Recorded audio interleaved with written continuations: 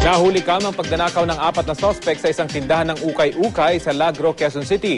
Sa kuha ni Youth Cooper Maricion Galang na siyang may-ari ng tindahan, kita ang pagpasok ng isang babaeng nagpanggap na customer. Pero habang nagbabayad sa kanyang binibili, nakipagtalo ang babae sa tindera dahil 1,000 raw ang ibinigay niya.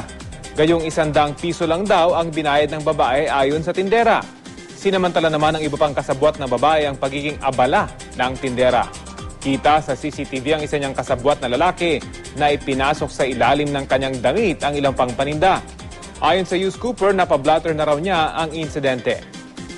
Pwede rin kayo magpadala ng mga video o litrato ng mahalagang balita, mag-log on sa www.youthscoop.tv. Para naman magpadala ng text o MMS, i-text ang scoop space, message space ang inyong pangalan at address at ipadala sa 4627. Paalala lang po sa ating mga Youth Cooper, yun lamang po mga video at litratong pagmamayari nyo mismo ang ipadala sa amin.